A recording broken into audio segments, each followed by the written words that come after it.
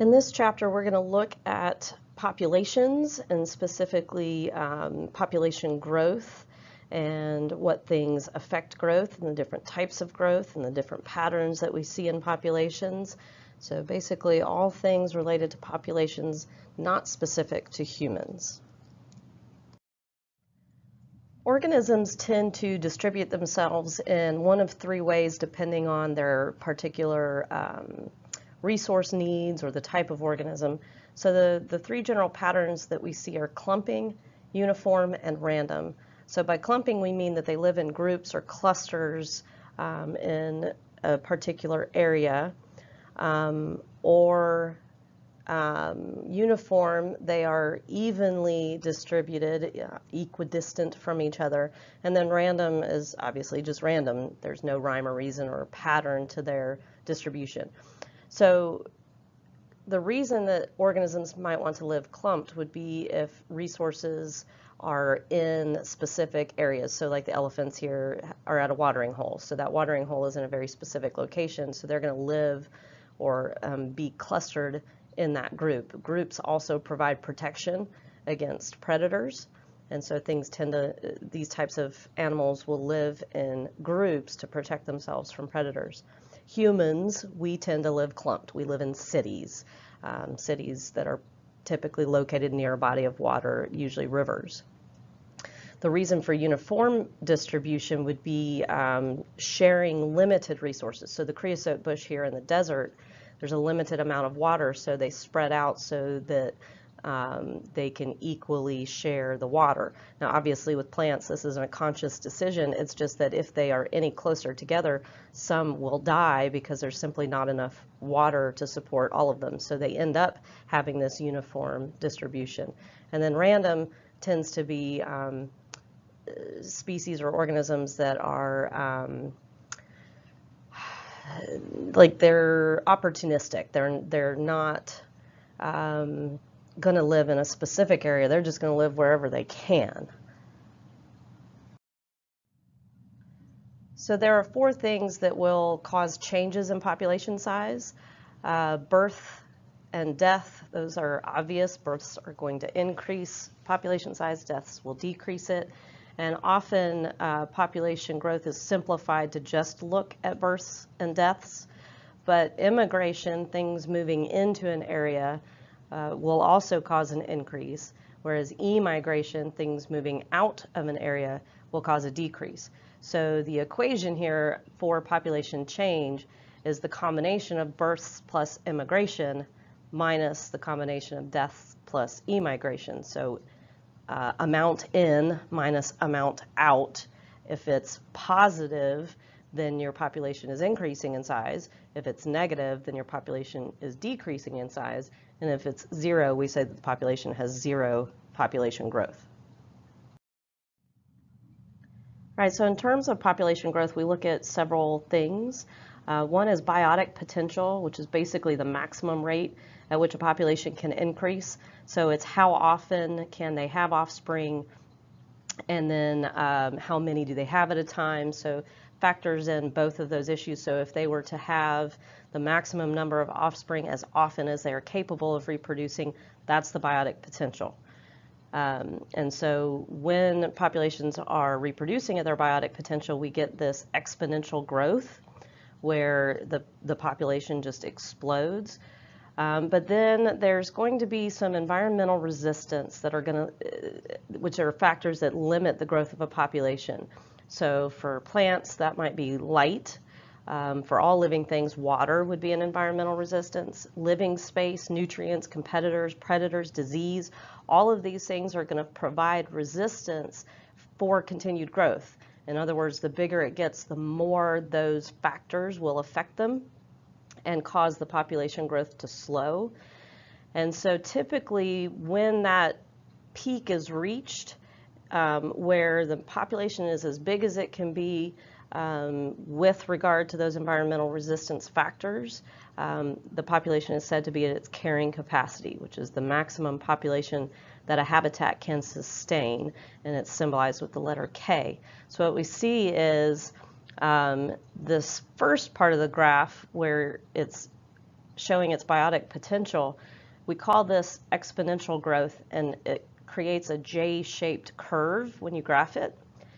But then once the environmental resistance factors start to have an effect on the population, it levels off at the carrying capacity, and you get an overall S-shaped curve, or what we call logistic growth, which is a little more realistic. Most things can't continue to grow exponentially because those factors will start to slow their growth. So there are several different patterns of variation in terms of population growth that we see. Stable growth would be what we saw on the last slide with that slight fluctuation around the carrying capacity. The population remains pretty stable around that carrying capacity level. Erupt is a pattern where you have occasional explosions of population followed by a population crash. There's no regularity to it, it's just they will have periods where there's plenty of resources and the population will explode, and then something will cause a population crash. So it's just kind of no rhyme or reason to it. It's just occasional explosions followed by crashes. Then you have cyclic or boom and bust cycles, which is what we see here with the hare and the lynx, where you get a regular rise and fall of a population. This is particularly going to be seen with really closely connected predator-prey relationships, which is what we're seeing here with the hare and the lynx, because the two populations control each other.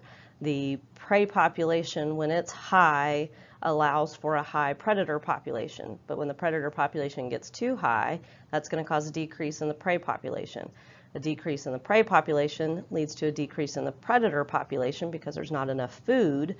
And when the predator population goes down, that allows the prey population to increase again because they're not getting eaten as often.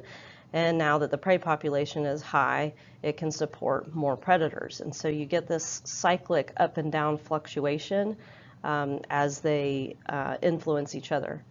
And then, of course, you have irregular patterns that have no rhyme or reason at all.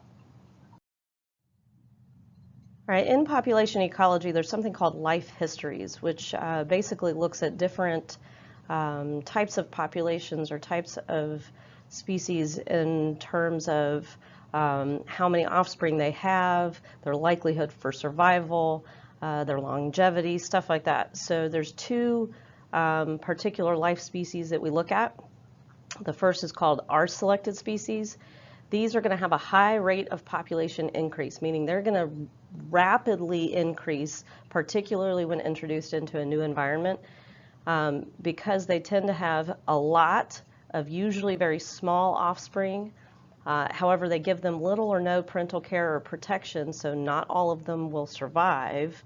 But it does, in those new ecosystems, allow for very rapid population growth. So this would be things like algae, bacteria, rodents, annual plants, and most insects. And they're typically going to have very irregular or boom and bust type cycles in their population. So you can see some of the characteristics of our selected species here on the slide. Many small offspring, little or no parental care, early reproductive age, most die before reaching reproductive age, small adults, low ability to compete, those types of things. So, I mean, you can probably see looking at cockroaches and dandelions how they would fit that description.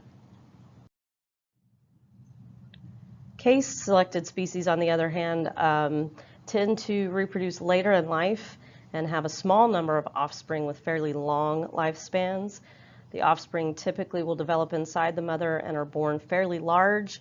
They mature slowly and are cared for and protected until they reach reproductive age.